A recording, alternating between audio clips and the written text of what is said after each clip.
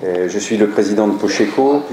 Nous fabriquons 2 milliards d'enveloppes par an chez Pocheco, et comme notre métier est en voie de disparition, avec notamment la numérisation des échanges, et d'autre part, nous sommes mourants, mais pas encore tout à fait morts, puisqu'on fabrique 2 milliards d'enveloppes par an, que vous continuez de recevoir des factures, des relevés de situation et des impôts, grâce à nos enveloppes qui sont façonnées avec beaucoup d'attention, beaucoup de soin, et auxquelles on a été attribué des qualités mécanographiques particulièrement avec beaucoup d'attention. Alors, vous n'êtes peut-être pas venu ce matin pour entendre parler pendant 3 plombes de la fabrication des enveloppes. Je vais simplement attirer votre attention sur quelques paramètres, parce que cette entreprise Pocheco, dont je vais vous dire quelques mots, et qui est un exemple concret d'illustration de ce que vous décrivez depuis ce matin, ce que les différents interlocuteurs ont décrit depuis ce matin.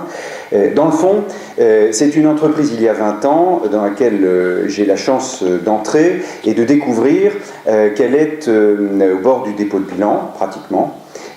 qu'il s'y pratique de façon souterraine, mais non moins notable, du harcèlement sexuel, du harcèlement moral, et que quand on creuse dans la cour, on trouve des fûts avec des produits toxiques. Et donc, la situation du jeune chef d'entreprise, à l'époque j'étais jeune, chef d'entreprise qui se trouve devant ce constat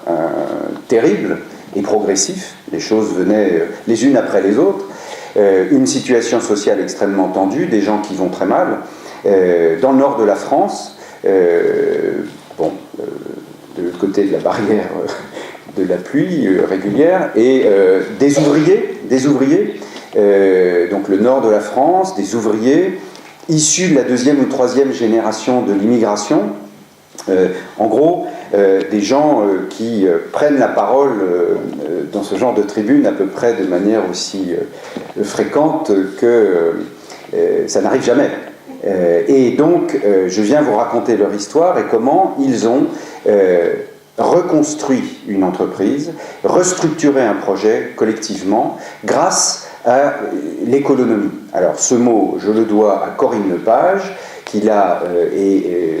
enfin je l'ai lu en tout cas la première fois chez Corinne Lepage, dans un bouquin qu'elle a sorti en 2008, et il associe la notion d'écologie et d'économie, où l'on s'aperçoit qu'il est plus économique de travailler de façon écologique que de ne pas le faire. Alors évidemment, quand on s'est mis au travail il y a 20 ans, on n'avait pas la moindre idée que ça s'appellerait un jour l'économie circulaire, on va en parler, ou le développement soutenable,